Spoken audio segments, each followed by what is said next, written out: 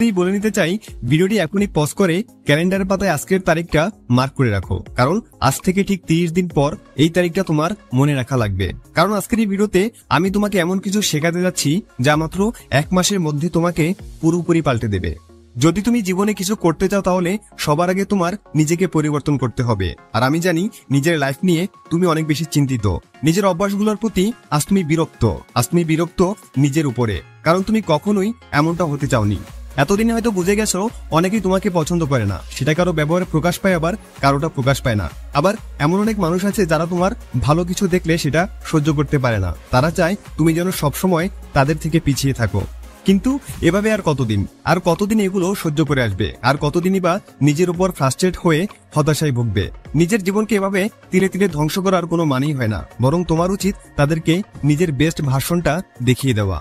তাই আজকে আমি তোমাকে 1 মাসের জন্য এমন একটি ডেইলি লাইফ রুটিন দিতে চলছি যা তুমি যদি টানা 30 দিন মেনে চলতে পারো তাহলে 1 মাস পর বাকিরা না, তুমি নিজেই নিজেকে চিনতে পারবে না। তো চলো শুরু করি। পয়েন্ট নাম্বার 1, কখন ঘুমাবে ও কতক্ষণ ঘুমাবে। শুরুতেই তোমাকে একটি প্রশ্ন জিজ্ঞেস করতে চাই, তুমি রাত কটা নাগাদ ঘুমাও? না, আমি তোমাকে রাত 9টার মধ্যে ঘুমাতে যাওয়ার কথা বলবো না, কারণ বর্তমান যুগের সাথে তাল মিলিয়ে অনেক কিছুতেই পরিবর্তন এসেছে। তাই আমি তোমাকে এমন কিছু করতে বলবো না যা তোমার মেনে চলতে খুব বেশি কষ্ট হবে। আমি তোমাকে বলবো এই 30 দিন তোমাকে রাত 11টার মধ্যে ঘুমাতে হবে, কিন্তু তুমি আমাকে বলবে যে ভাই আমার এত তাড়াতাড়ি ঘুম আসে না, রাত জাগা আমার অভ্যাস হয়ে গেছে। কিন্তু এটারও একটা সমাধান আছে, সেটা হলো তোমাকে খুব ভোরে ঘুম থেকে উঠতে হবে। সকালে যত দেরি করে উঠবে রাতে তোমার ঘুমাতে ততই দেরি হবে। তাই অবশ্যই তোমাকে খুব ভোরে ঘুম থেকে ওঠার অভ্যাস করতে হবে। আর কখন তুমি ঘুমাবে, কতক্ষণ ঘুমাবে আর কখন ঘুম থেকে উঠবে সেটাও আমি নির্ধারণ করে দিচ্ছি। রাত 11টা, তোমাকে অবশ্যই রাত 11টার মধ্যে ঘুমিয়ে যেতে হবে। মনে রাখতে হবে সময়টা যেন 11টার থেকে বেশি না হয়। আর 6 ঘন্টা ঘুমিয়ে তোমাকে এই 1 মাস ভোর 5টায় ঘুম থেকে উঠতে হবে। আর একজন মানুষের সুস্থ থাকার জন্য দিনে 6 ঘন্টা ঘুমই যথেষ্ট। আর যদি তুমি সকালে উঠতে না পারো তাহলে আমাদের ভোর 4টায় ওঠার ম্যাজিক এই ভিডিওটি দেখে আসতে পারো। পয়েন্ট নাম্বার 2, ব্যায়াম ও শরীর চর্চা করা। তো কিছুক্ষণ আগেই বললাম তোমাকে প্রতিদিন ভোর 5টায় ঘুম থেকে উঠতে হবে। ঘুম থেকে ওঠার পর ফ্রেশ হয়ে সৃষ্টিকর্তার কাছে প্রার্থনা সেরে নিতে হবে। তারপর খালি পেটে তোমাকে 1 গ্লাস নর্মাল পানি পান করতে হবে। যদি গরম লেবু জল পান করতে পারো তাহলে সেটা আরো ভালো।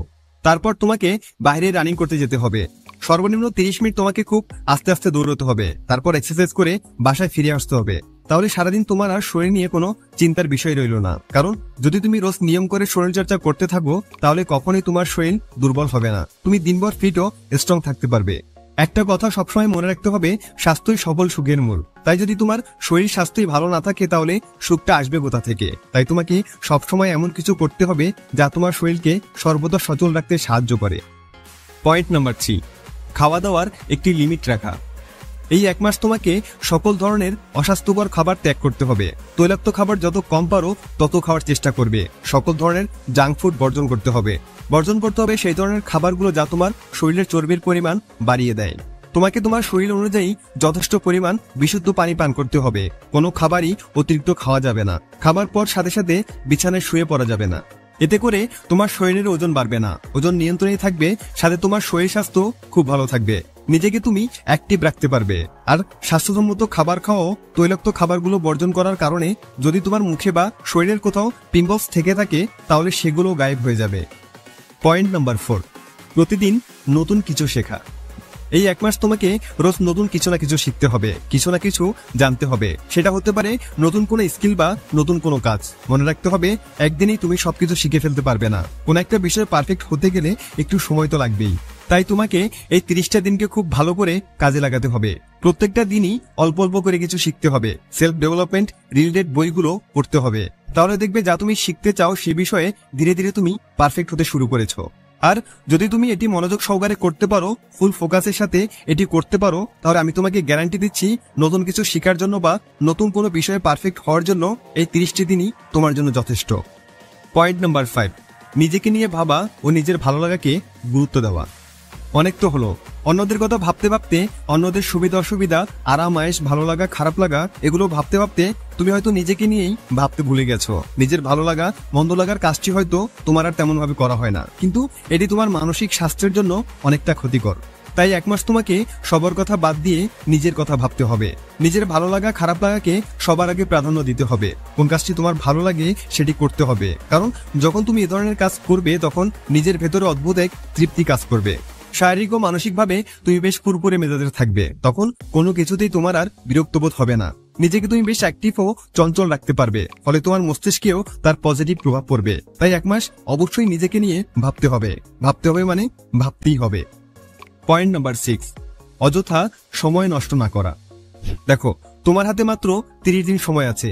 যদি অযথা তুমি তোমার জীবন থেকে এই 30 দিন থেকে একটা সেকেন্ডও নষ্ট করো, সেটিও তোমার জন্য অনেক বড় ক্ষতি, কারণ ওই একটি সেকেন্ডকে আর কখনোই তুমি ফিরে পাবে না। আজকের এই সময়কে যদি তুমি এমনি এমনি চলে যেতে দাও, তাহলে বাকিটা সময় তোমার এই আফসোস করে করে কাটাতে হবে। সময়কে জীবনের সবচেয়ে মূল্যবান সম্পদ ভাবতে শেখো, আর সময়কে জীবনের সবচেয়ে মূল্যবান জিনিস মনে করেই ব্যবহার করতে শেখো। তাহলে দেখবে জীবনে এমন অনেক কিছু তুমি অর্জন করে ফেলেছো যা তুমি কখনো কল্পনাও করোনি। সময়কে সঠিকভাবে কাজে লাগাতে পারলে সেটি তোমাকে ঠিক কত বড় অর্জন এনে দিতে পারে তা হয়তো তোমার কল্পনাতেও নেই, কিন্তু তুমি আছো অযথা সময় নষ্ট করার ধান্দায়। আর এভাবে অল্প অল্প করে সময় নষ্ট করতে করতে সে সময়ের পরিমাণ বিশাল হয়ে দাঁড়ায়। তাই অযথা সময় নষ্ট করা বন্ধ করে আজ থেকেই সময়কে কাজে লাগাতে শুরু করো। যদি তুমি একবার সময়ের মূল্য বুঝে যাও, তাহলে তোমার মনে হবে আরে সময় তো খুব তাড়াতাড়ি চলে যাচ্ছে। কথাটা মিলিয়ে নিও। এবার চলে যাচ্ছে আজকের ভিডিওর সর্বশেষ পয়েন্টে। পয়েন্ট নাম্বার 7, কাজ ভাগ করে একটি ডেইলি লাইফ রুটিন তৈরি করা। তুমি যতই বলো না কেন আমি সময় মতো সবকিছু করে ফেলতে পারবো, আমি সেটি কখনোই বিশ্বাস করবো না, কারণ শিডিউল তো তোমার দ্বারা ব্রেক হবেই। তাই আমি তোমাকে বলছি, এখন একটি ডেইলি লাইফ রুটিন তৈরি করে ফেলো।